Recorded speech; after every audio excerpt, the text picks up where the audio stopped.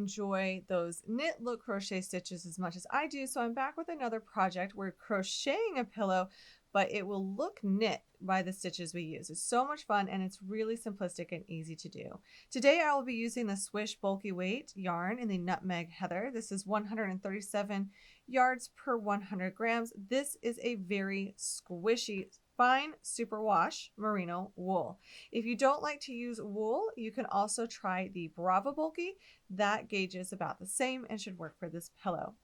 You will also need a crochet hook. I'm using the size L 8mm hook. I have a really awesome line of mosaic hooks from WeCrochet, so that's also on their site. You'll need a pair of scissors, a tapestry needle to weave in the ends, and a stitch marker is really great for this pattern because we're going to be working continuous rounds, so you'll want to keep track at the beginning of the round. You will also need an 18 by 18 inch pillow, of course, to put this pillow cover over. And if you would like, as an option, the very top of this pillow, we can sew it shut once we put our pillow inside, or we can place a zipper, and I hope to do a tutorial on that as well. So let's go ahead and get started. To get started, we are going to create a slip knot and place that onto our hook. And then we are going to chain a total of 42 chains. Now this will be 41 chains plus a turning chain when it comes to the way we're going to work this. So chain 42 stitches, and you can do so a little tightly if you want to reduce any gaps on the bottom of the pillow. So after chaining 42 chains, we're going to tighten down that last chain because that's our turning chain. It will be the only one in this pattern. And we're going to single crochet into the second chain from the hook, and we're going to add 2 more. So we're single crocheting 3 total stitches in the second chain from the hook. And we're going to go ahead and grab our stitch marker, and we're going to mark the very first stitch in this round. So I'm going to explain what we're going to be doing next. So this is a really long strand of the stitches we're going to be using is 41, and on each end strand we'll be placing 3 stitches. On each end chain we'll be placing 3 single crochet stitches, and then in between on each side of this we will have 39 stitches in between those end stitches. So when we're done working this round, it will be a total of 84 stitches. So now I'm going to single crochet for 39 chains. So just do 39 single crochet stitches, working 1 single crochet stitch into each chain.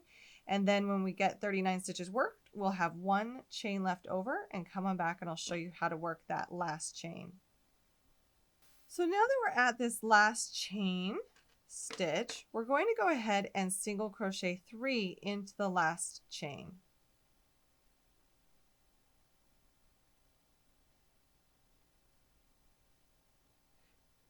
And now we're going to rotate our work, and we're going to be working in the very next chain stitch. So we're going to repeat what we just did, and we're going to single crochet 39 stitches until we get back to that first stitch marker. So now after single crocheting 3 in that end chain, I'm going to single crochet 39.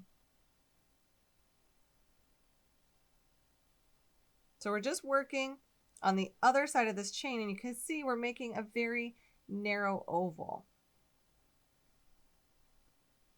And now that I've worked those 39 stitches, we can see that we have a total of 84 stitches. So we have 3 on each end.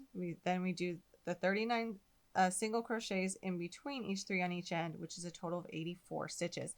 So really you can create whatever size pillow you want. You just need this first round to be divisible by 4 because our stitch repeat is 4 stitches.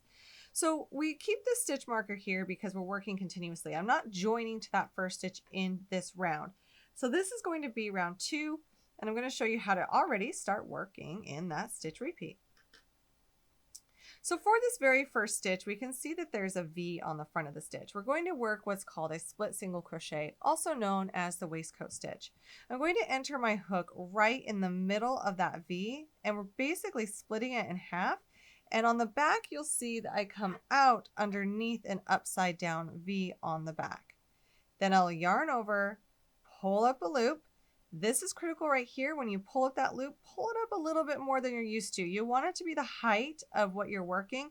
And since we're working lower in the stitch, it requires us to pull it up farther. That way we have more room when we work it around the next time. Then we'll yarn over and complete that first split single crochet. Go ahead and mark that stitch as the first stitch in the round.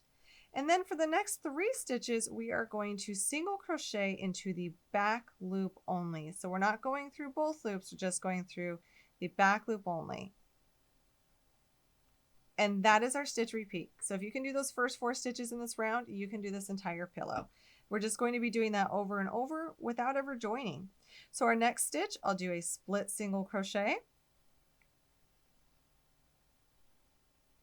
And I did my first row a bit tight, so it's harder to work into the stitch when you do that, but I'm making them loose this time. So the next time I work into that V, it will be much easier. And then I will single crochet into the back loop only for 3 stitches.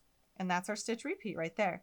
Now, if you're just learning the split single crochet for the first time, please don't get frustrated too much on this first round.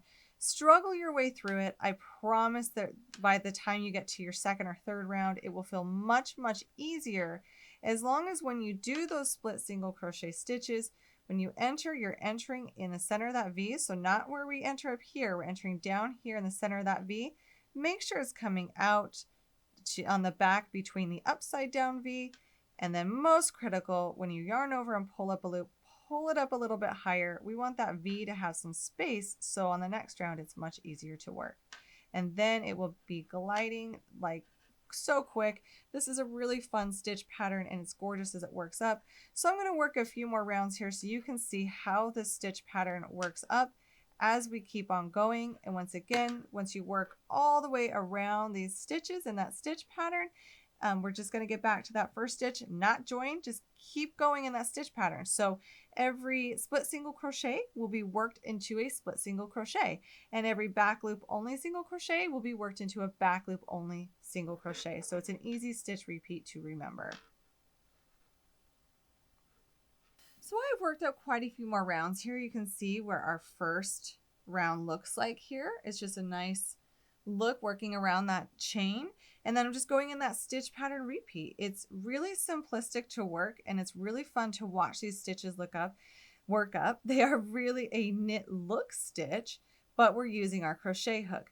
I do keep my stitches. I keep my tension and my stitches nice and loose and calm.